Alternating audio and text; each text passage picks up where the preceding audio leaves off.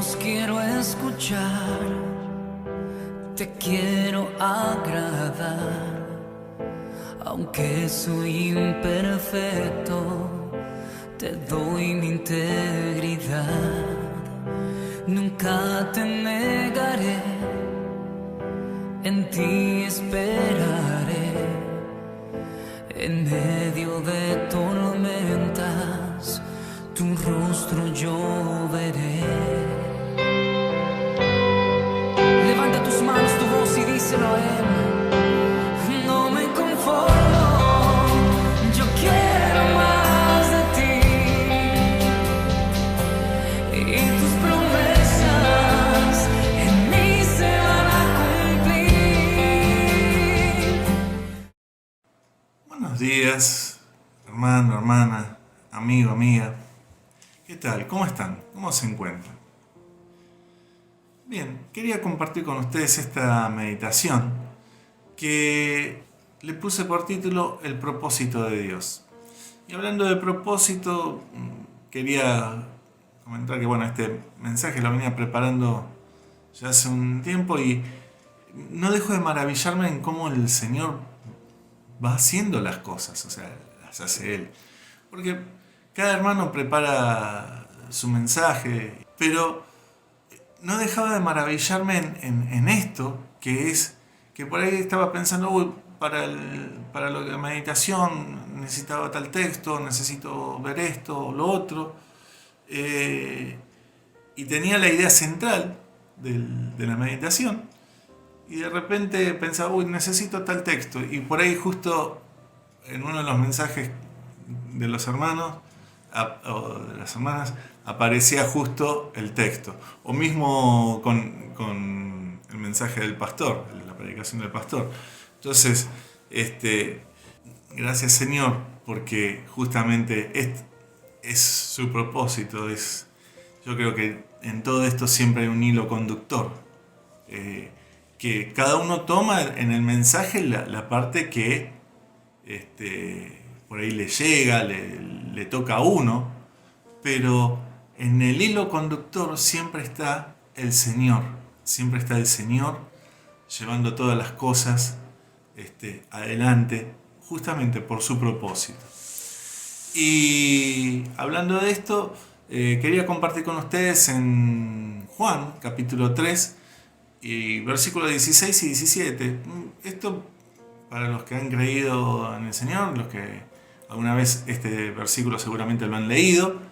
Y dice, en el Juan 3:16 dice: porque de tal manera amó Dios al mundo que ha dado a su Hijo unigénito para todo aquel que en él cree, no se pierda, mas tenga vida eterna. Y el 17 dice: porque no envió Dios a su Hijo al mundo para condenar al mundo, sino para que el mundo sea salvo por él. Gloria a ti, Señor. No envió Dios a su Hijo al mundo para condenar al mundo, sino para que el mundo sea salvo por él. Entonces, en el propósito de Dios está que seamos salvos, que no es condenación lo que Él quiere para nuestras vidas, sino que lo que Él quiere para nuestras vidas es que seamos salvos. O sea, Él pone el énfasis, Él pone el propósito en nuestra salvación. Ahora bien, una pregunta que se me ocurría en un momento es: Señor, en este propósito de salvación, en esto que tú quieres hacer, nosotros orando, pidiendo, clamando, ¿podemos hacer cambiar tu parecer? ¿Podemos cambiar tu opinión? Y en esto venía pensando que el Señor tiene un propósito. O sea, así como hablaba al principio de que está este hilo conductor que se ve en los mensajes, o sea, cada hermano elabora el mensaje y el pastor, y hay un hilo, y de repente veo como un hilo conductor. El Señor tiene un propósito. El Señor tiene el propósito de la salvación. Ahora bien, en ese propósito de la salvación, nosotros somos partícipes, somos los que creemos en Él y los que, permaneciendo en fe, nos da la oportunidad de actuar conforme a su voluntad dentro de ese propósito, dentro de ese plan.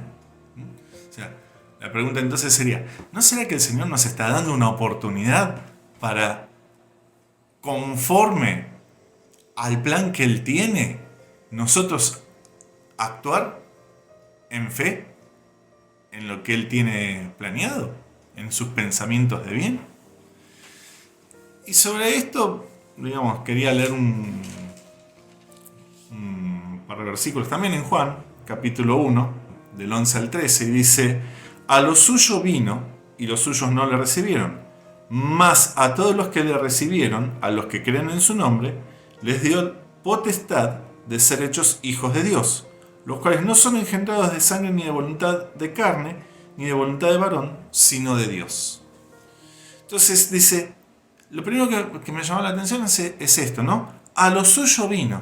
O sea, el Señor vino con un propósito, vino con algo específico para hacer. Primeramente al pueblo de Israel, pero como el pueblo de Israel no lo recibió, dice, a todos los que le recibieron y creyeron en su nombre. O sea, todos los que creemos en Él. Dice, ¿y qué hizo? Nos dio la posibilidad de ser hechos hijos de Dios. ¿Y de dónde nacemos nosotros? Dice, no es de varón, no es de mujer, no es de voluntad de carne, o sea, no es algo que nosotros podemos hacer, sino que es de Dios. O sea, esto viene de Dios. Entonces, el hecho mismo que nosotros estemos aquí es en el propósito de Dios y es en la voluntad de Dios. Nosotros simplemente un día escuchamos y dijimos, sí, Señor. Ahora bien, nos toca a nosotros, ahora que estamos acá, entender, conocer y saber cuál es esa voluntad de Dios para entonces actuar conforme a lo que Él pide y, digamos, ser hechos, o sea, ser como Él es y ser hijos de Dios. Y en esto muchas veces escuchaba el mensaje del domingo del pastor, que él hablaba de que el Señor nos conoce y conoce lo que hay en nuestros corazones. Y muchas veces nosotros tenemos, deseamos y queremos muy buenas cosas. Nuestros pensamientos, deseamos el bien por ahí, muchas cosas, pero a veces nos pasan cosas o nos han pasado cosas en la vida o simplemente circunstancias que a veces por ahí un poco atentan contra esos buenos deseos, contra esa buena voluntad que nosotros quisiéramos siempre tener. Y esto hace que por ahí a veces un poco como que tropecemos, como que nos cueste hacer las cosas como el Señor quiere, como es la voluntad de Dios. Y en esto, esto específico me lo veía en el mensaje y me quedé con este texto del mensaje del pastor, que es en Jeremías 17, del 9 al 10, que dice: engañoso es el corazón más que todas las cosas y perverso. ¿Quién lo conocerá? Yo, Jehová, que escudriño la mente, que pruebo el corazón, para dar a cada uno según su camino, según el fruto de sus obras. Entonces, el Señor acá nos pone en claro que Él conoce nuestro corazón, conoce nuestras dificultades, nos conoce, como escuchábamos el domingo.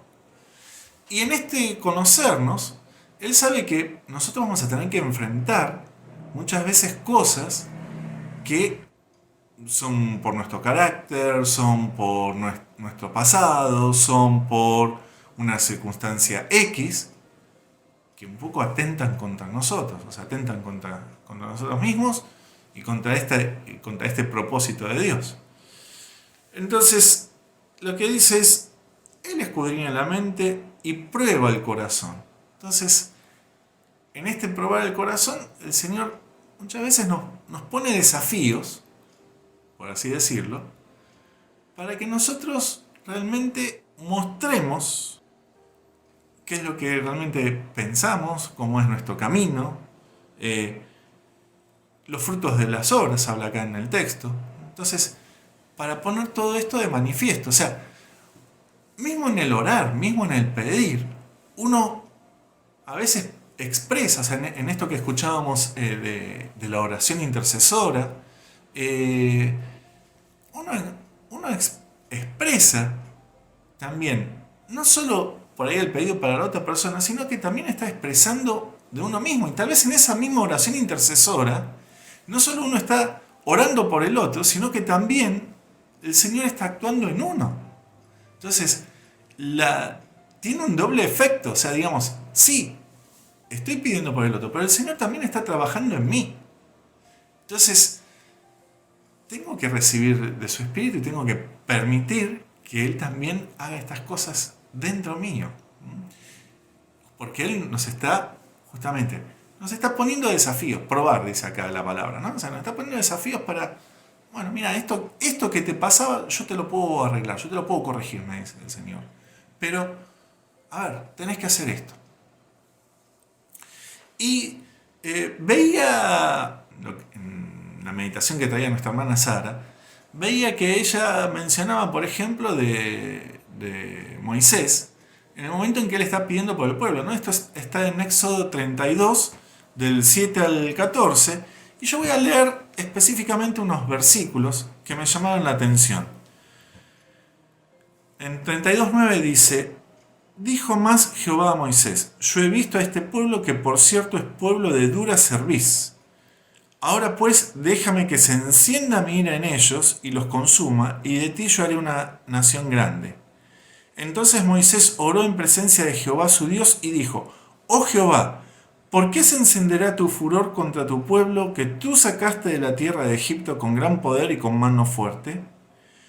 ¿Por qué han de hablar los egipcios diciendo: para mal los sacó, para matarlos en los montes y para arrojarlos de sobre la faz de la tierra? Vuélvete del ardor de tu ira y arrepiéntete de este mal contra tu pueblo. Yo pensaba en esto, ¿no? O sea, digamos, acá está poniéndose, como escuchábamos en la meditación de nuestra hermana Sara, está poniéndose en la brecha Moisés entre el pueblo y Dios, que acaban de hacer un becerro de oro, el Señor lo vio, dice: no, esto la verdad está mal, o sea, no, o sea, este pueblo me provocó. Y acá, o sea, a quien le da a decir, fíjense el texto, dice, en el versículo 10 dice: ahora pues, o sea, está hablando el Señor, dice: ahora pues, déjame que se encienda mi ira en ellos y los consuma, y de ti yo haré una nación grande. O sea, el Señor le está diciendo a Moisés: déjame que me enoje con ellos. Y fíjense en el 11, dice: entonces Moisés oró en presencia de Jehová su Dios. O sea, estaba en la presencia de Dios, de Jehová, y oró. Y ahí es donde se puso en la brecha, como escuchábamos. Pero, un momento, recordemos quién era Moisés. Recordemos cómo era su historia. Moisés era aquel que un día, paseando por los alrededores del palacio, vio a un egipcio que maltrató a un judío. Él, vestido seguramente con ropas de nobleza, de nobles de Egipto, de la alta sociedad, por así decirlo, de Egipto, lo mata al egipcio por ver esto. Desde el punto de vista de quien está afuera, dice: te agarró, vio algo que no le gustó y lo mató al tipo. Otro día ve a dos judíos, dos hebreos peleándose, los separa y dice: ¿qué? ¿No vas a hacer lo mismo que le hiciste al egipcio? ¿Nos vas a matar? Porque no te gustó lo que viste. Entonces, este hombre que por ahí quería tomar la defensa de su pueblo, matando a todos los egipcios, digo, ahora se ve confrontado con el hecho de que no le entendieron lo que quería hacer. Y ahora le dicen, entonces vos nos vas a matar a nosotros también porque no te gustó lo que viste. Entonces se desentiende de todo esto, o sea, su vida corría peligro porque se enteraba Faraón de que él hizo esto y lo mataba. Pero se desentiende de todo esto y huye al desierto. O sea, directamente va y huye al desierto. En el desierto, como escuchábamos en la predicación de nuestra hermana Leo, el Señor se le aparece en una zarza ardiente y lo llama. Y le muestra. Dice, o sea, ¿cómo me van a creer a mí? Le muestra la vara. Después dice, pero si yo no sé hablar, bueno, tenés a tu hermano Aarón que va a hablar por vos, no te preocupes. O sea, hay una solución. O sea, el Señor siempre, ante el problema, muestra la solución. Moisés presentaba este problema y el Señor le mostraba la solución. Entonces, este hombre que quería libertar a su pueblo por su propia mano, matando a todos los egipcios, que después, viendo cómo podía ser acusado y hasta por su propio pueblo, decide huir, su vida corría peligro, aclaremos, decide huir al medio del desierto y desentenderse de todo esto. Un día, estando ahí, pastando las ovejas del suegro, con su vara, lo llama el Señor. Y ahora, después de que ocurrieron después de que el pueblo fue liberado, que ahora están en el monte Sinaí, que están haciendo las tablas de los mandamientos, el pueblo hace el becerro de oro. A este Moisés, que había matado al egipcio en un momento, a este Moisés que había huido al desierto, a este Moisés el Señor le dice, ahora pues déjame que se encienda mi ira en ellos. Y acá es donde yo veo este doble efecto de la oración intercesora, de la oración en sí, de cómo el Señor nos conoce, que el Señor está usando lo que Él sabía que había dentro de Moisés. Él agarra y Moisés dice que agarre, lo primero que dice es, estando en presencia de Jehová, oró y pidió por el pueblo. Entonces ahora, había trabajado el Señor en él, había empezado a trabajar en él, entonces no era ni la violencia de tomar la libertad por sus propias manos, ni era el huir del problema, bueno, sí, haz lo que quieras con el pueblo. No. Era ahora el ponerse en la brecha. Era ahora el agarrar y decir, sí, Señor, esto. O sea, no lo hagas por esto, esto y esto. O sea, por estas razones. Mirá, no lo hagas. Ponerse en la brecha. En una actitud que no era ni violenta, ni desentenderse del problema. Era en el medio. Era en la brecha. Era en donde se necesitaba. Pero para eso, el Señor, en su propósito, o sea, en este propósito que Él tenía, trabajó tanto en la vida de Moisés y en esta situación en particular mostró lo que había en el corazón de Moisés. Y esto yo lo tomo como que es algo que, digamos, nos puede pasar a todos. O sea, digamos, es algo que el Señor va trabajando en nuestras vidas. Él va probando nuestras vidas. Él va trabajando en nuestras vidas. Nos va poniendo estos desafíos para que nosotros entendamos estas cosas. Y justamente entendiendo esto, acá veo otro ejemplo. Por ejemplo, un ejemplo, este es del Antiguo Testamento. Voy a un ejemplo ahora del Nuevo Testamento, que es Pablo. Pablo, por si no se acuerdan bien la historia, es conocido también anteriormente, antes de que se convirtiera a Pablo en el cristianismo, era Saulo de Tarso. Cuando es convertido iba a una ciudad que es Damasco con cartas para poder agarrar y arrestar y hacer lo que quisiera con cualquier cristiano que se encontrara dentro de la ciudad de Damasco. La sola mención de que él dijera arréstenlo, ya está, se arrestaba a ese hombre, no se preguntaba más nada. alguien así, con ese poder, cuando se convierte a Cristo, deja todo esto de lado, hace una nueva vida, predica el Evangelio, va recorriendo y va misionando por todo lo que es la parte de Asia Menor y lo que es Grecia y todo lo que es esa península de Grecia en los tiempos posteriores a la muerte de nuestro Señor Jesucristo, o sea, ahí por alrededor entre los 40 y el 50 y pico después de Cristo, recorre y predica la palabra y va hablando a los hermanos, va inclusive en algunos lados fundando iglesias, o sea, misionando, y él llega a entender esto, por ejemplo, que lo escribe después en una de las cartas a los romanos, en Romanos 8, 26, dice: y de igual manera el Espíritu nos ayuda en nuestra debilidad, pues ¿qué hemos de pedir como conviene? No lo sabemos, pero el Espíritu mismo intercede por nosotros con gemidos indecibles. Mas el que escudriña los corazones sabe cuál es la intención del Espíritu, porque conforme a la voluntad de Dios intercede por los santos. Gloria a ti, Señor.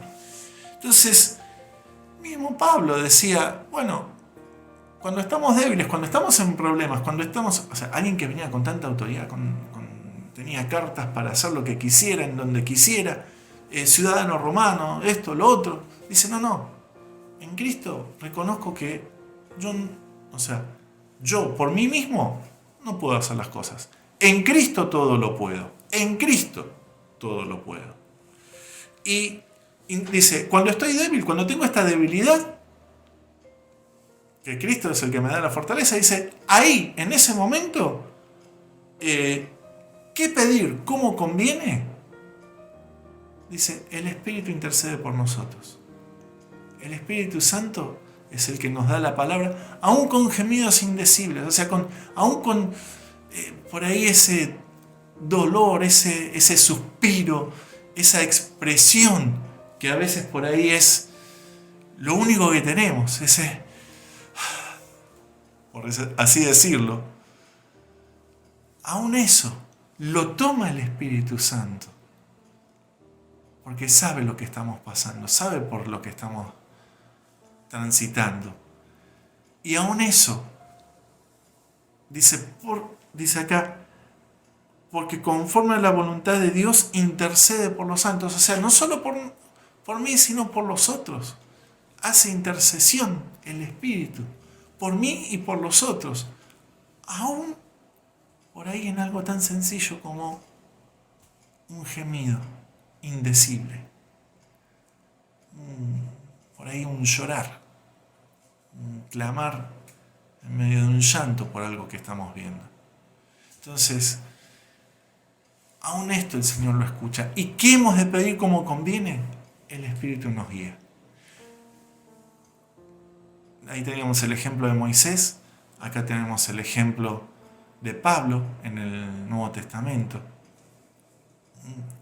Siendo guiados y también trabajando en nosotros y en lo que pedimos, conforme, dice, a la voluntad de Dios. O sea, en esto está la voluntad de Dios también.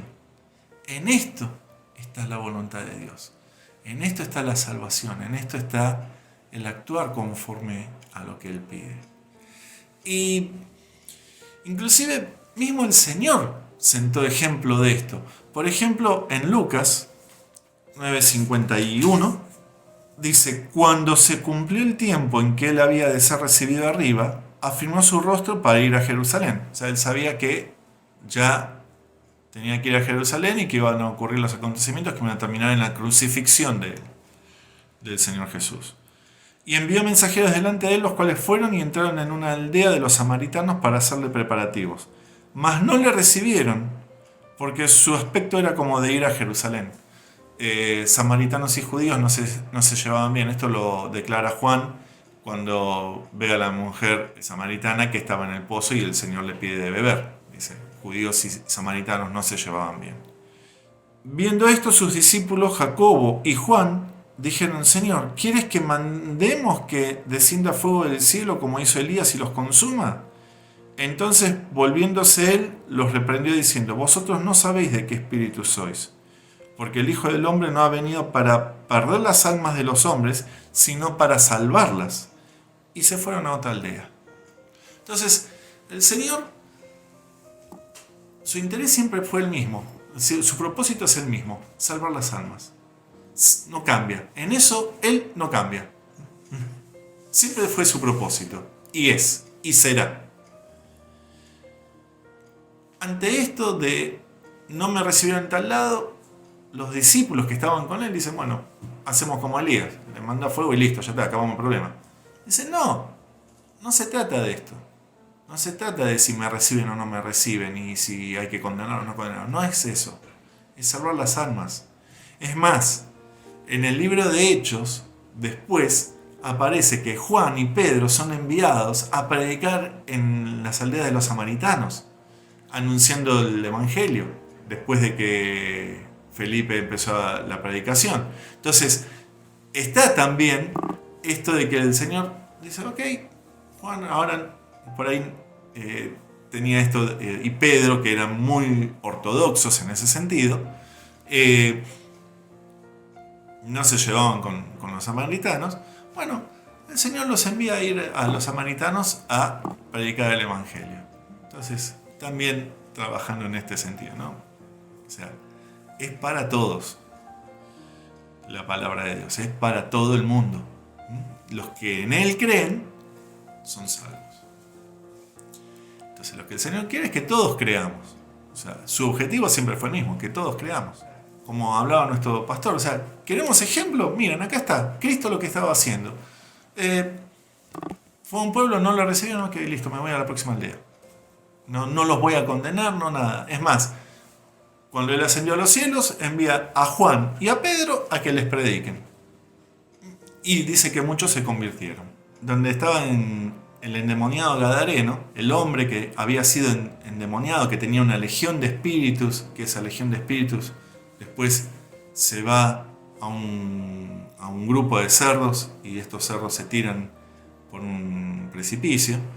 Ese hombre que ahora daba miedo lo que el Señor había hecho porque lo veían en su cabal juicio, dice, vestido, tranquilo, en paz. Dice, eso les causaba más miedo que lo que era antes este hombre. Al Señor le piden que se vaya ahí de la ciudad. Y el Señor dice, ok, no hay problema, vamos a hacer algo. Vos no vengas conmigo, le dice al que había sido el endemoniado. Dice, no vengas conmigo, quédate acá y predica todas las cosas que Dios hizo en vos. Y él se fue anunciando el Evangelio. O sea, a ese hombre lo puso a anunciar el Evangelio. A ese hombre que había estado con una legión de demonios, lo puso a anunciar las buenas nuevas. ¿Por qué? Porque el Señor quería que aún toda esa gente fuese salva, aunque en ese momento lo rechazaban. Él estaba viendo más allá y estaba queriendo que fuesen salvos. No se quedó con el hecho de que lo echaban, se quedó con el hecho de quiero que ellos también reciban la salvación. Entonces, maravilloso lo que hace el Señor. O sea, en este propósito que Él tiene, en este propósito de Dios, siempre la salvación de nuestras almas por encima de todas las cosas que por ahí nosotros tengamos o veamos, ¿no? O nos pasen. Entonces, en esto, gloria a Dios. Por supuesto, en esa oración, en lo que Él, en el hacer, en todo esto, así como en estos ejemplos que estábamos viendo, así como uno es ayudado, también ayuda a otros, y como uno ayuda a otros, también uno es ayudado. O sea, damos y recibimos, damos y recibimos. Esto es lo que hace el Señor. Y no porque nosotros esperemos recibir, sino porque el Señor es el que se encarga de estas cosas. Inclusive el Señor mismo, en ciertos momentos, entendiendo el propósito, sabiendo que este era su propósito, y teniendo recursos disponibles a su mano para evitar el problema, Él va a cumplir el propósito que tiene. Esto por ejemplo, en el momento en que lo arrestan en el huerto del Getsemaní al Señor para llevarlo a juicio y después crucificarlo, está reflejado. Voy a leer en dos partes. Mateo 26, 53 y 54 dice: ¿acaso piensas que no puedo ahora orar a mi Padre y que Él no me daría más de 12 legiones de ángeles? Pero ¿cómo entonces se cumplirían las escrituras de que es necesario que así se haga? Y en Juan 18, 11, dice: Jesús entonces dijo a Pedro: mete tu espada en la vaina, la copa que el Padre me ha dado, ¿no la he de beber? O sea, hablando claramente de todo lo que iba a padecer. ¿No lo voy a hacer? Entonces, el mismo Señor sabía que este era el propósito. Él puso su vida por nosotros. Él padeció y sufrió, fue crucificado, murió, resucitó, está sentado a la diestra de Dios Padre. ¿Por qué? Porque este era el propósito. ¿Para qué? Para que todo aquel que en Él cree sea salvo. Entonces, esto es el propósito de Dios. Y en ese propósito estamos todos nosotros. En ese propósito estamos todos nosotros. Y nos da la oportunidad, permaneciendo en fe y conforme a su voluntad, conforme a su propósito, predicando, llevando este mensaje de salvación, ayudando y ayudándonos. A veces en esta oración con un gemido indecible, como leíamos en Romanos, a veces en un actuar, a veces en una oración intercesora, a veces de distintas maneras, pero siempre el Espíritu Santo guiando en todas estas cosas, el Espíritu de Dios guiando en todas estas cosas, guiando por medio incluso de su palabra, o sea, en los mensajes, en lo que escuchamos, todo. Esto es nuestra guía, esto es lo que nos guía a su propósito, a su plan. Y quería terminar con ustedes con algo para mí que es hermoso, que es la oración intercesora. Tengo acá el título, dice Oración intercesora de Cristo como sumo sacerdote, que está en Juan 17. Y es todo el capítulo 17, no lo voy a leer entero porque es un poquito largo, pero después léanlo, es hermosa la oración en sí. Y acá destaco algunos pasajes que sí quiero ver, que es en el 17:4 dice: yo te he glorificado en la tierra, he acabado la obra que me diste que hiciese. O sea, el Señor sabía que iba al Padre, que iba a ser crucificado, iba a morir, iba a resucitar, iba a ir al Padre, pero sabiendo que la obra había sido acabada, que lo que el Señor le había, que Dios Padre le había pedido hacer, estaba hecho. Y después hay una parte acá del 8 al 21 que la voy a leer porque es realmente central y muy hermosa. Dice: porque las palabras que me diste les he dado, y ellos las recibieron, y han conocido verdaderamente que salí de ti, y han creído que tú me enviaste. Yo ruego por ellos, no ruego por el mundo, sino por los que me diste, porque tuyos son. Y todo lo mío es tuyo, y lo tuyo mío, y he sido glorificado en ellos. Y ya no estoy en el mundo, mas estos están en el mundo, y yo voy a ti, Padre Santo, a los que me has dado, guárdalos en tu nombre, para que sean uno, así como nosotros. Cuando estaba con ellos en el mundo, yo los guardaba en tu nombre, a los que me diste. Yo los guardé, y ninguno de ellos se perdió, sino el hijo de perdición, para que la escritura se cumpliese. Pero ahora voy a ti, y hablo esto en el mundo, para que tengan mi gozo cumplido en sí mismos. Yo les he dado tu palabra, y el mundo los aborreció porque no son del mundo, como tampoco yo soy del mundo. No ruego que los quites del mundo, sino que los guardes del mal. No son del mundo, como tampoco yo soy del mundo. Santifícalos en tu verdad, tu palabra es verdad. Como tú me enviaste al mundo, así yo los he enviado al mundo. Y por eso yo me santifico a mí mismo, para que también ellos sean santificados en la verdad. Mas no ruego solamente por estos, sino también por los que han de creer en mí por la palabra de ellos, para que todos sean uno, como tú, oh Padre, en mí y yo en ti, que también ellos sean uno en nosotros, para que el mundo crea que tú me enviaste. Gloria a ti, Señor. Hermosa esta oración del Señor. Juan 17, se los recomiendo después que lo lean con detenimiento. Acá habla de, primero que nada, dice, he dado la palabra, o sea, he predicado la palabra. La que me diste, la he dado. Por otro lado dice, no ruego por el mundo, sino por ellos. O sea, Dios amó al mundo, sí, pero el propósito de Dios es la salvación de los que en Él creen. Entonces, acá bien clarito el Señor dice, ruego por ellos. Esto no quiere decir que no tenemos que orar por todos, sino que, digamos, el propósito de Dios es que crean en Él. O sea, nos manda a predicar en el mundo, dice, por eso habla después justamente de que Él, dice, los guardó a los discípulos, ahora pedía que no los quitara del mundo, sino que los guardase, Dios Padre, y que no solo por ellos, sino por todos los que por medio de ellos iban a creer. O sea, nosotros. Porque nosotros leemos la palabra que ellos nos dejaron.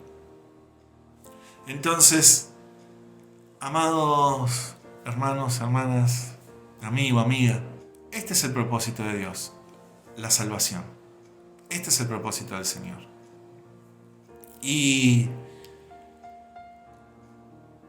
ya sea en una oración intercesora, en algo que hacemos, aún en un gemido indecible, guiado por el Espíritu Santo, tiene valor en el Señor, tiene mucho valor, tiene mucho peso, tanto para el otro como para mí, en nuestras vidas. Así que, hermanos, los dejo con esta meditación, que el Señor los bendiga y recuerden, tenemos las meditaciones los días martes y jueves a las 19:15 y las predicaciones de nuestro pastor Nicolás Jiménez los días domingos a las 11:15. Hasta entonces, que el Señor los bendiga. Amigo, amiga, si has escuchado el mensaje de hoy, quiero decirte y quiero animarte de que quizás tú no tienes a Jesucristo en tu corazón, pero quiero decirte que hay una oportunidad. Hoy es una oportunidad y seguramente Dios ha hablado a tu corazón. Así que yo te animo en este momento, hoy, no mañana, no hay que esperar. Entonces te animo hoy que tú puedas venir a los pies de Cristo. Quiero decirte que tú puedes llegar a la presencia de Dios, pedirle perdón al Señor con una sencilla y humilde oración delante de la presencia de Dios. Yo voy a orar por ti, amigo, amiga, donde tú estés, y voy a orar por ti para que Cristo entre en tu corazón. Tú tienes que abrirle el corazón, tú tienes que decirle, Señor, entra en mi corazón. Y entonces el Señor, cuando tú le permitas entrar en tu corazón, va a limpiarte, va a borrar tus pecados y te hará una nueva criatura y un hijo de Dios. Así que quiero que ores conmigo una sencilla oración. Señor Jesús, te doy gracias. Repite conmigo esta oración. Señor Jesús, te doy gracias. He escuchado tu palabra, Señor, y entiendo y comprendo de que yo necesito de Cristo. Por lo tanto, hoy, en este mismo momento, Señor, abro mi corazón para que tú entres y que tú me perdones todos mis pecados. Me arrepiento de todos mis pecados. Perdóname, Señor, y tú me laves y me limpies con esa sangre preciosa. Dios mío, en el nombre de Jesús, en el nombre de Jesús, te doy gracias porque has hecho de que yo hoy pueda ser un hijo tuyo. Gracias, Señor, te doy en el nombre de Jesús. Muy bien, esta oración la hiciste tú. En este momento yo voy a orar por ti. Señor Jesús, mira a ese hombre, mira a esa mujer que en este día tú has obrado en ellos, en el corazón de ellos, han sido abiertos, Señor, y el poder de tu Espíritu Santo ha obrado en él, Señor amado, para que en él o en ella, Señor, para que a partir de hoy pueda caminar tomado de tu mano como hijo e hija tuya. En el nombre de Jesús, recíbelo, anótalo en el libro de la vida, Señor. En el nombre de Jesús. Amén y amén. Antes de hablar, cantaste sobre mí. Has sido tan bueno para mí. Antes de respirar, soplaste vida en mí. Has sido tan bueno para mí. Oh, tu amor.